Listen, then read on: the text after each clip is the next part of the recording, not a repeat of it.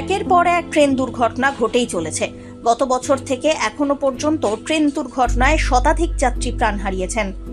পশ্চিমবঙ্গের কাঞ্চনজঙ্ঘা এক্সপ্রেসে সম্প্রতি মালগাড়ির ধাক্কায় প্রাণ গেল 11 জনের।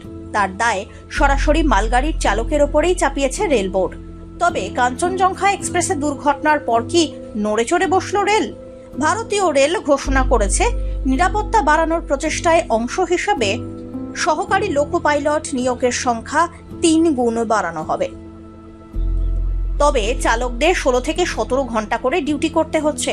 ফলে ট্রেন চালাতে চালাতে চোখ জুড়িয়ে আসতেই পারে। তাতে দুর্ঘটনার প্রবণতা তৈরি হচ্ছে।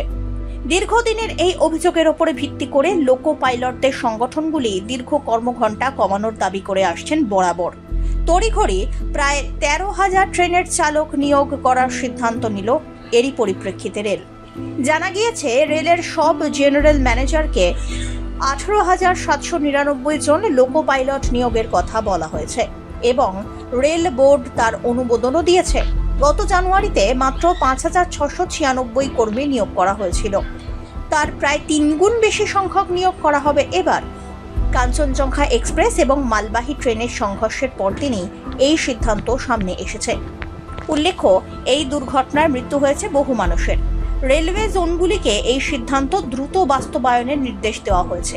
তবে শূন্য পদগুলি পূরণ করতে অন্তত 6 মাস সময় লাগবে, কারণ পদের জন্য বিজ্ঞপ্তি প্রকাশ করতে হবে এবং প্রার্থীদের লিখিত এবং অ্যাপটিটিউড তথা মেডিকেল পরীক্ষায় উত্তীর্ণ হতে হবে। এএলপিদের প্রশিক্ষণ নিতে হবে তাদের নিয়োগের আগে। তবে আপনিও কি রেলের লোকো পাইলট হতে চান? জেনে নিন তার জন্য লাগে ঠিক কি যোগ্যতা।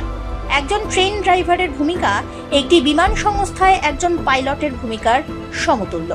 গড়ে একটি সাধারণ ট্রেন একবার যাত্রী বা বিভিন্ন পণ্য পরিবহন করে।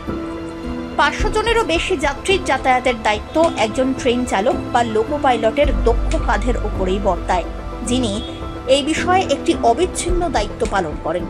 একজন নবনিযুক্ত রেলওয়ে চালকের বেতন স্কেল আনুমানিক শুরু হয় প্রতি মাসে 30,000 টাকা থেকে।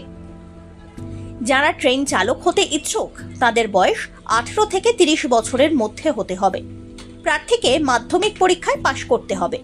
এছাড়াও মেকানিক্যাল, ইলেকট্রিক্যাল, ইলেকট্রনিক্স, অটোমোবাইল ইঞ্জিনিয়ারিংয়ে ITI পাস কিংবা ডিপ্লোমা সম্পন্ন করতেও হবে। Bureau report, one India Bangla.